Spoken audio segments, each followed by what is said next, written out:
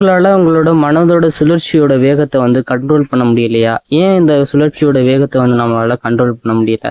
உன் மனம் வந்து ஒரு சுழற்சியிலே இருந்துகிட்டே இருக்கு. அந்த சுழற்சி வந்து நம்மள பாடாப்படுத்துது. ஒரு உளைச்சலுக்குள்ளே கொண்டு போகுது. ஒரு சில நேரங்கள்ல நல்ல ஒரு எண்ண ஓட்டங்கள் இருக்கு. அதுக்கப்புறம் சுழற்சியினால மனம் வந்து வாட்டத்துக்குள்ள போகுது. இந்த மாதிரி பல சுழற்சிகள் அப்படிங்கிறது இருக்கு. இதற்கு மூல காரணம் அப்படிங்கிற ஒரு விஷயம் இருக்கணும் இல்லையா?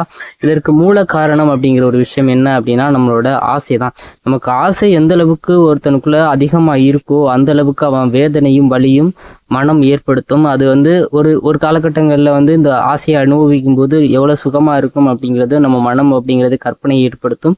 அதற்கடுத்து அது நடக்காம போறதுக்கான சூழ்நிலையோ இல்ல கற்பனையாகவோ மனம் வந்து உற்பத்தி பண்ணிக்கிட்டு இருக்கும். இதனால நம்ம மனம் அப்படிங்கிறது வந்து ரொம்ப வாட்டம் அப்படிங்கிற ஒரு விஷயத்துக்குள்ள ரொம்ப இலகுவா வந்து போய்கிட்டே இருக்கும். இதை நம்ம தடுக்கணும். இதை தடுக்கிறதுக்கு நம்ம கிட்ட இருக்கக்கூடிய விஷயங்கள் அப்படின்னாங்கன்னா, நம்மளோட ஆசையை கண்ட்ரோல் பண்ற ஒரு விஷயம் தான். நம்ம ஆசையை வந்து கண்ட்ரோல் பண்ணா நம்ம ஆசைகளை கொஞ்சம் கொஞ்சமாக குறைச்சிக்கணும். எந்த அளவுக்கு நம்ம ஆசைகளை குறைச்சிக்கிறோமோ அந்த அளவுக்கு வந்து நம்மளோட மனதை வந்து நம்மளோட கண்ட்ரோலில் வந்து வச்சுக்க முடியும். இல்லை அப்படின்னா நம்மளால அதை நம்மளோட கண்ட்ரோலில் வந்து எடுத்துக்க முடியாது. அது அதுவாக தானாக கிரியேட் ஆகிக்கிட்டே தான் இருக்கும்.